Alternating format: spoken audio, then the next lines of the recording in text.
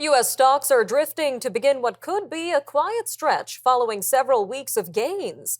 The S&P 500 was virtually unchanged in Monday morning trading. The Dow Jones Industrial Average was basically flat. Meanwhile, the Nasdaq Composite was up 0.1%. Some of the sharpest action was in the oil market, where crude rose after Saudi Arabia said that it would cut back production in hopes of boosting its price. The S&P 500 is close to ending the day 20% above where it was in mid-October, and if it does, that would mark the end of its bear market. Well, joining us now to give us his take on the state of the markets is Mr. Thomas Caldwell, chairman of Caldwell Securities Ltd. Mr. Caldwell, welcome back to Forum Daily. Thank you, Nima. Now, the markets seem to be flatlining or trading within a range. Why do you think that is, Mr. Caldwell?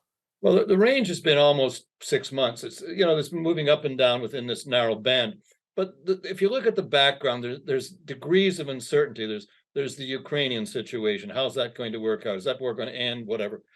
There's interest rates. You have governments talking about, do we raise interest rates further? Is the economy stronger? Not. You've got this election going on. There's enough stuff in the background that are causing concern, whether it be in energy prices or government policies or the lack thereof. And there was lots of discussion about this debt ceiling, which there is every time it comes up. It always is resolved. So you had enough to sort of mute the enthusiasm and even mute the pessimism. But so it's been skating sideways for quite a period of time. And I think that's that general angst in the background have been part of the cause of that. A lot of factors contributing to these market numbers here. So where do you see things going in the near future? Well, I'm an old trader, and to me, I find there's only one constant in the investment business, and that is inflation. It is a permanent fact of life. Whatever that number happens to be, and remember, governments always lie about it. It was never 2% when they said 2%.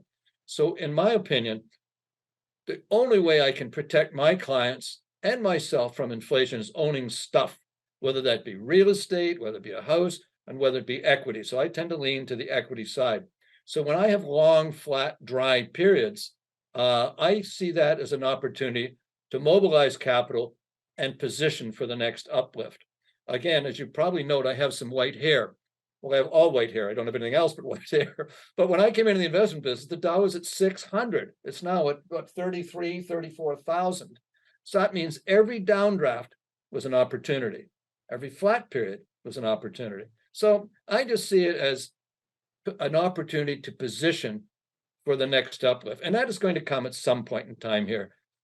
Maybe some miracle in the U.S. elections. I don't know, but there'll be something happen. We're going to get this lift. All right, Mr. Caldwell. So for investors already in the markets right now, what sort of advice would you be giving them in terms of how to move forward amid the state of the markets right now?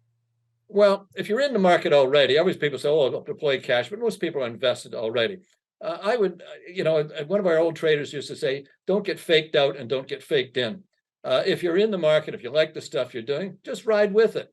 I'm very heavy in the energy, for example, Canadian energy and U.S. financials. And that group has come down this year to some degree. That doesn't faze me at all because the fundamentals are still going to support me. So I would say if you're in, take a look at what you've got if you're happy with it, but I would be inclined to hang in, but don't get faked out of this market because if you saw the other day, that Dow went up 700 points on Friday. It shows you the potential and the money, the astronomical amount of money there is sitting on the sidelines. Right now, it's all focused on the tech stocks, but it can broaden out beyond that and have big impact.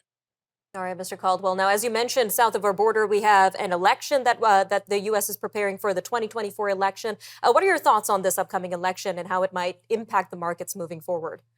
Well, I really think Mr. Biden and Mr. Trump should pay each other a royalty because that's the only way one of them is going to get in is because of the opponent. If somehow they slipped a normal person in on one side or the other, that normal person would win. So I kind of get the feeling, and by the way, this is not scientific thing, but I have this gut feeling that something's going to happen. We just are not going to see a replay of the Biden-Trump soap opera.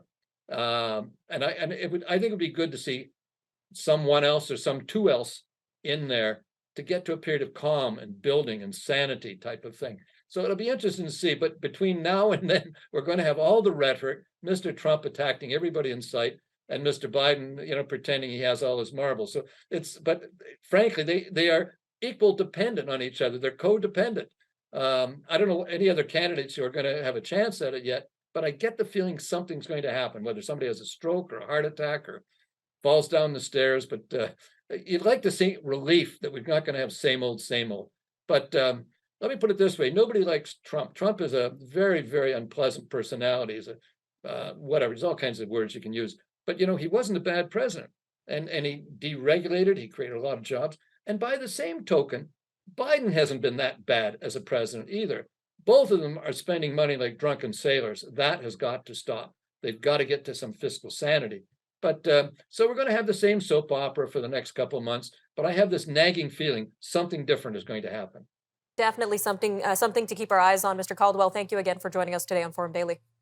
Thank you, Nima. Stay with us. We'll be right back.